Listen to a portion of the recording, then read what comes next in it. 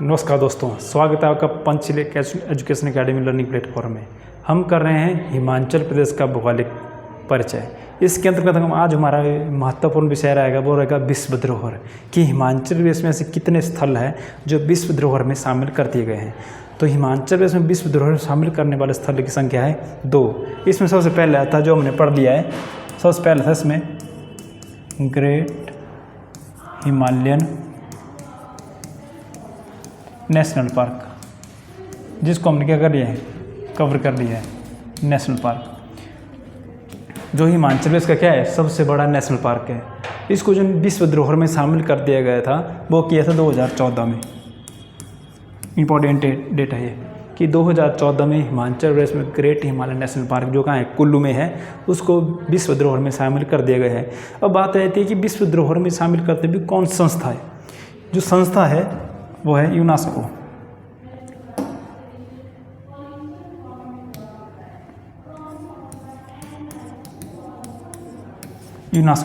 जो यूनेस्को है ये क्या करता है, जितने भी विश्व धरोहर के स्थल होते हैं जो आने वाले समय में लुप्त होने जा रहे हैं या खत्म होने के कगार पे हुए, उनको क्या करता है, संरक्षण प्रदान करता है यूनेस्को। अब इसकी स्थापना के बारे से क्वेश्चन आते हैं, इसकी स्थापना हुई कब थी। इसकी स्थापना हुई थी 1945 में। किसकी स्थापना, यूनेस्को की। और इसका जो मुख्यालय है, कई बार क्वेश्चन में कुछ भी आ सकता है कहीं से भी, अगर यूनेस्को शब्द आ गया तो पूरी जानकारी होनी चाहिए इसकी, क्या है, कहाँ और कहाँ इसकी स्थापना है। इसका मुख्यालय है पेरिस में। क्या है इसका मुख्यालय। तो हिमाचल प्रदेश में जो विश्व धरोहर में शामिल किए गए स्थल है 2 है। एक आ जाएगा ग्रेट हिमालयन नेशनल पार्क और दूसरा स्थल है वो आ जाएगा हमारा शिमला कालका रेलवे लाइन। यह है दूसरा, 2 ही है जिसमें विश्व धरोहर में शामिल कर दिए गए। अब देखते हैं शिमला कालका रेलवे लाइन है कहाँ शुरू होता है और कहाँ इसकी कुल लंबाई कितनी है, इसको देखेंगे हम। तो विश्व धरोहर में शामिल करने वाले हिमाचल प्रदेश में 2 हैं, ग्रेट हिमालयन नेशनल पार्क और दूसरा जाएगा हमारा शिमला कालका रेलवे लाइन। ये जो ट्रैक दिख रहा है आपको, ये शिमला कालका रेलवे लाइन, जो कि डिस्ट्रिक्ट शिमला में क्या होता है, समाप्त हो जाता है और शुरू होता है राजस्थान से। भले शिमला कालका, जो कालका नामक स्थान है वो है हरियाणा में। हरियाणा से लेकर जो शिमला जो रेलवे ट्रैक है पूरा, उसको विश्व धरोहर में शामिल किया गया है। अब बात आती है कि शामिल किया गया है तो क्यों किया गया है और इसकी लंबाई चौड़ाई कितनी है, इससे संबंधित एग्जाम में क्वेश्चन आपको देखने को मिलेंगे। तो सबसे पहले जो देखते हैं इसकी लंबाई कितनी है, इसकी है 96.45 किलोमीटर। इम्पॉर्टेंट है ये। इसके ट्रैक की कुल लंबाई 96.54 किलोमीटर। कालका, जो कालका है ये किस राज्य में जाएगा, ये हरियाणा में। और कालका टू कहाँ जाता है, शिमला चलेगा है, शिमला टू कालका रेलवे लाइन। तो इसको किस में शामिल किया गया है, विश्व धरोहर में। और क्वेश्चन क्या है इससे, और क्वेश्चन आता है इससे, पहले तो उसकी लंबाई कितनी थी 96.54 किलोमीटर। और सबसे लंबी सुरंग इसकी, सबसे लंबी सुरंग वो है इसकी बड़ोग। इम्पॉर्टेंट है बड़ोग सुरंग, सबसे लंबी सुरंग बड़ोग सुरंग। और जो बड़ोग सुरंग है, ये कैप्टन थे यहाँ पर, इनका नाम के नाम उसके नाम पर क्या रख दिया, सुरंग का नाम रख दिया बड़ोग। कैप्टन बड़ोग थे जिनके नाम पर ये सुरंग का नाम रख दिया गया।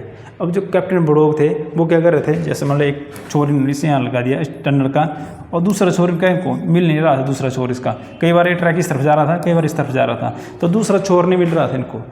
वो परेशान होकर इन्होंने क्या कर दिया, खुद को गोली मार दी थी। अब क्यों मारी थी गोली, क्योंकि इसका दूसरा पॉइंट नहीं मिला, टर्मिनल नहीं मिला था। किस ट्रैक का, शिमला कालका का रेल लाइन का ट्रैक नहीं मिला दूसरा। तो इन्होंने क्या कर दी, खुद को गोली मार दी थी इसने, कैप्टन बड़ोग ने। और उसके बाद एक था हमारा यहाँ पर भलकूराम। भलकूराम ने क्या किया, इस दूसरे छोर का क्या कर दिया था, निर्माण कर दिया था दूसरे छोर का ही। किसने? भलकूराम ने। और भलकूराम को ही पहाड़ी इंजीनियर के नाम से जाना जाता है, पहाड़ी इंजीनियर के नाम से। तो सबसे लंबी सुरंग आ जाएगी हमारी बड़ोग सुरंग। तो बड़ोग सुरंग किस रेलवे ट्रैक का भाग है? शिमला कालका रेलवे लाइन का भाग है। ये हमारी बड़ोग सुरंग। तो इसका निर्माण शुरू किसने किया था? कैप्टन बड़ोग ने।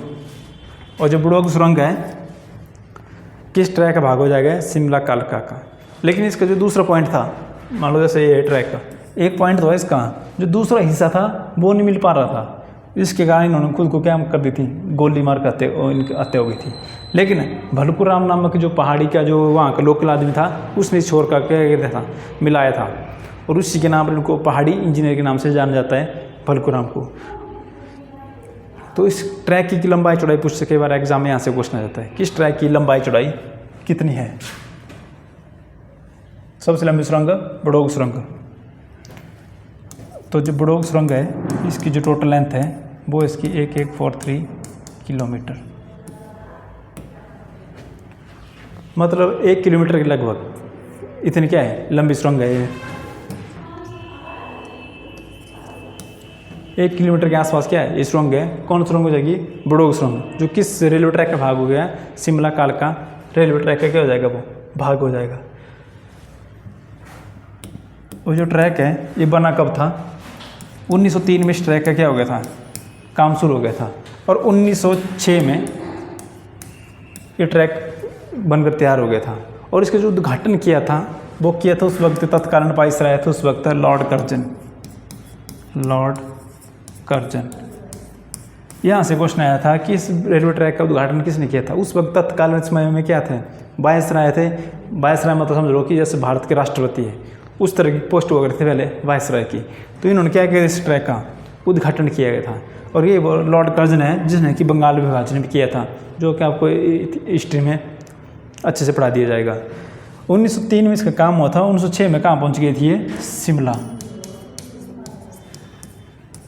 और क्वेश्चन क्या था इससे? ये कई बार ऐसे क्वेश्चन आते हैं इसकी मोड कितने इसमें?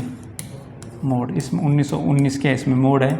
और इस ट्रैक में पुल हो जाएगा इसमें 369 इसमें पुल है। मोड इसमें 1919 है और 919 है। और इसके ट्रैक की कुल लंबाई कितनी है?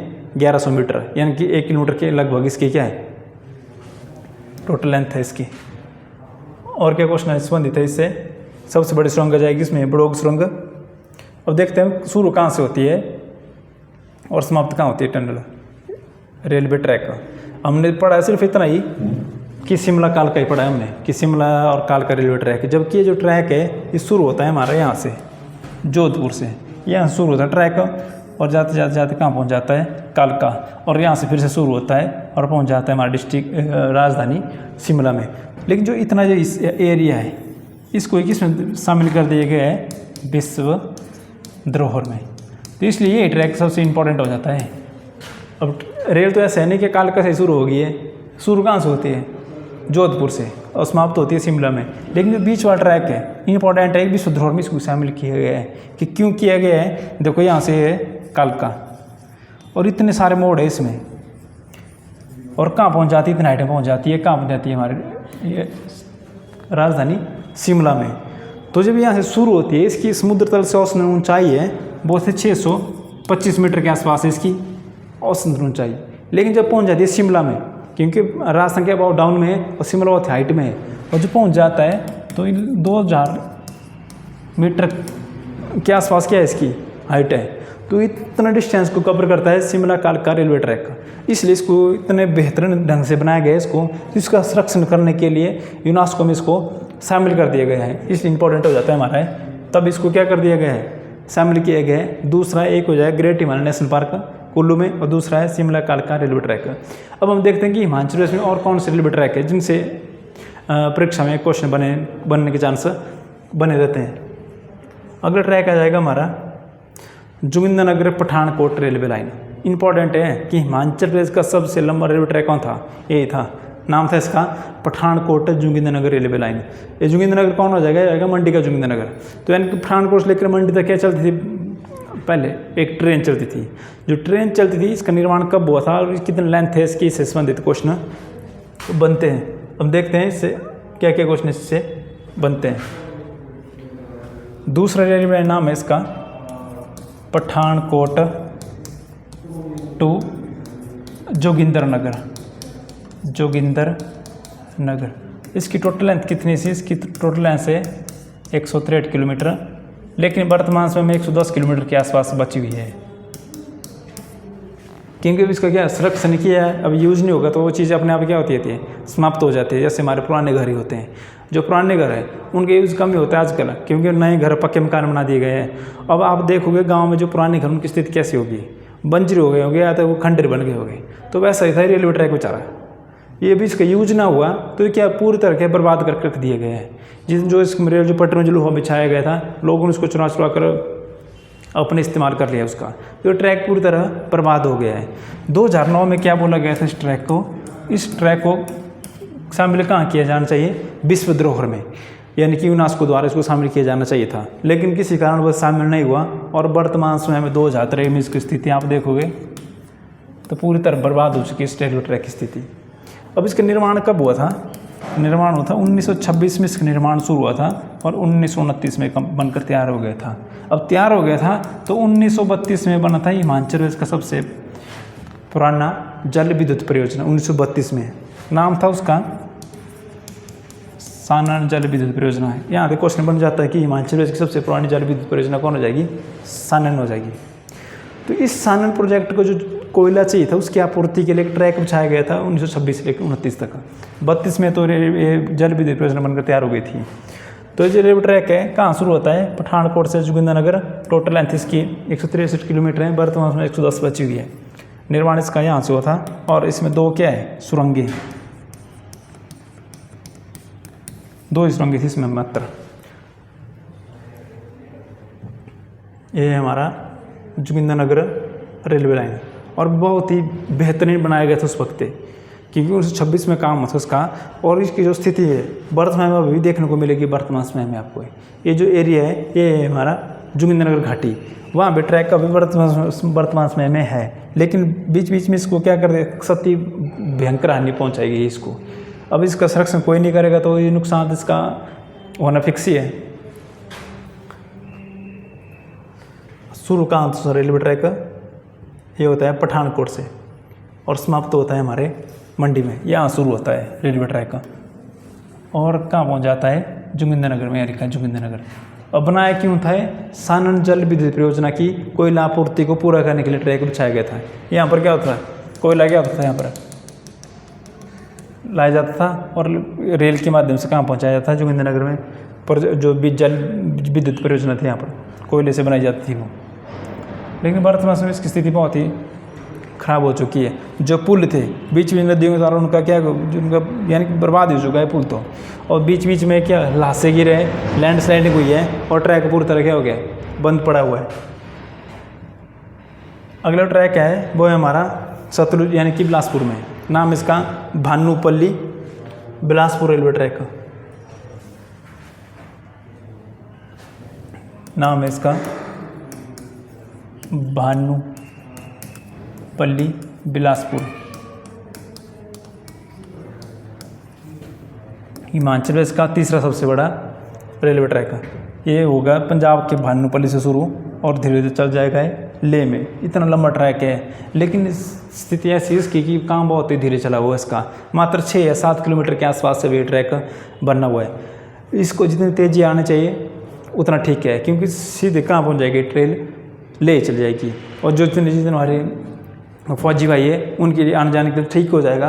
और जो चाइना के साथ घुसपैठ होती रहती है उसके लिए एक उनको क्या बन जाएगा? डर बना रहेगा चाइना के लिए। इतना रेलवे ट्रैक होगा हमारा भानुपल्ली टू बिलासपुर। अभी बिलासपुर पहुँचा रेलवे ट्रैक का जो 4 लाइन चली हुई है, जो 4 लाइन बनाई जा रही है। और 4 लाइन के साथ साथ ही रेलवे ट्रैक को बिछाया दिया जा रहा है 4 लाइन के साथ साथ ही, ताकि क्या ले तक इस रेलवे मार्ग को पहुंचाया जा सके। अगर ये बन जाता है तो विश्व का सबसे बड़ा लंबा रेलवे ट्रैक यही होगा। लेकिन धीरे अभी इसका काम क्या है? धीरे धीरे चला हुआ इसका काम। अभी पहुंचेगा कहाँ तक है? ले तक। यहाँ से शुरू होता है भानुपल्ली से जो नंगल के आसपास जगह है, और यहाँ से जाएगा कहाँ पहुँच जाएगा हमारे मनाली, कुल्लू, मंडी, सुंदरनगर होते हुए लेह तक। इंपॉर्टेंट है रेलवे ट्रैक, पर अब इसका काम इतना तेज नहीं है। ये 8-10 या 6-7 किलोमीटर के आसपास बना हुआ है रेलवे ट्रैक का। नाम इसका भानुपल्ली से यहाँ बरवाना लिखा है, पर मैक्सिमम जगह में यहाँ पर बिलासपुर दिया होता है। ये है हमारा तीसरा रेलवे ट्रैक। जो चौथा है हमारा वो है उन्ना नंगल रेलवे ट्रैक। चौथा है जो इतना इंपॉर्टेंट नहीं है। इंपॉर्टेंट ये 3 थे। एक तो विश्व धरोहर में शामिल कर दिया गया था, उसके बाद जोगिंद्रनगर पठानकोट, उसके बाद भानुपल्ली बिलासपुर, जो कहाँ तक जाएगा, लेह तक जाएगा। चौथा है उन्ना नंगल। इसके बाद ये 4 थे हमारे रेलवे ट्रैक। इसके बाद जो हमारा जब से वो रहेगा हिमाचल प्रदेश के जो हवाई अड्डे हैं कि हिमाचल प्रदेश में राष्ट्रीय हवाई अड्डे कितने हैं और अंतर्राष्ट्रीय हवाई अड्डे कितने हैं। जो राष्ट्रीय हवाई अड्डे हैं हिमाचल प्रदेश में उनकी संख्या है 3। जो सबसे पहले आता है और सबसे पुराना क्वेश्चन आता है यहाँ से कि सबसे पुराना हवाई अड्डा हिमाचल प्रदेश का कौन है, वो आ जाएगा भुंतर का, जो डिस्ट्रिक्ट का है कुल्लू में। भुंतर हवाई अड्डा, इसका निर्माण हुआ था 1963 में। और किन दोनों नदियों के संग में बनाया गया है, ये बनाया गया है ब्यास और पार्वती नदी के संग में बना हुआ है जगह।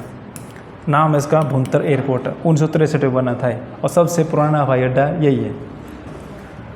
जो बिजली महादेव है उसके ठीक ही नीचे जो स्थित है वो ये हमारा भुंतर एयरपोर्ट। ये भुंतर एयरपोर्ट और इसकी इस दिशा में मिलेगा आपको बहुत प्रसिद्ध मंदिर बिजली महादेव का मंदिर।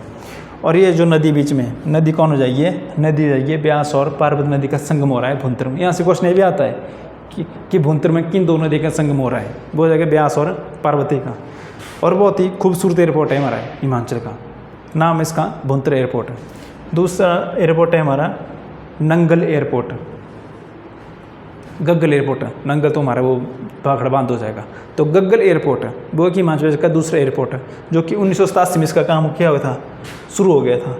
तो हिमाचल प्रदेश में 3 एयरपोर्ट है। दूसरा आ जाएगा हमारा गग्गल हवाई अड्डा, इंग्लिश में हो जाएगा एयरपोर्ट और हिंदी में हो जाएगा हवाई अड्डा। जो इसका दूसरा नाम क्या जाएगा, कांगड़ा हवाई अड्डा।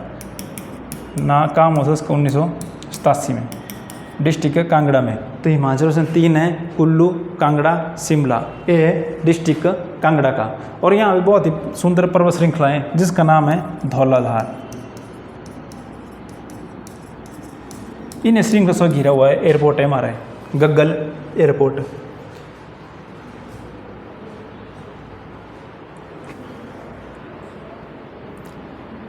बना था 1987 में।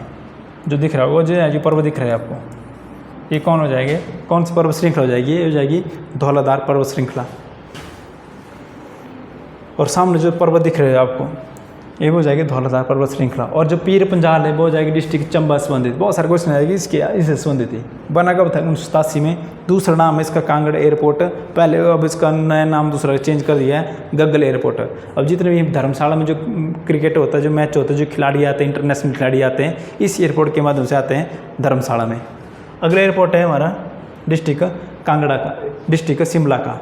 नाम है इसका जुब्बलहट्टी एयरपोर्ट। इंपॉर्टेंट है, नाम से दिया जाता है कई बार कि जुब्बलहट्टी एयरपोर्ट किस जिले से संबंधित है, तो जिला हो जाएगा हमारा शिमला। नाम इसका जुब्बलहट्टी एयरपोर्ट और बहुत ही बेहतरीन एयरपोर्ट है। ये जो ट्रैक दिख रहा है वो ये ट्रैक है जुब्बलहट्टी एयरपोर्ट का।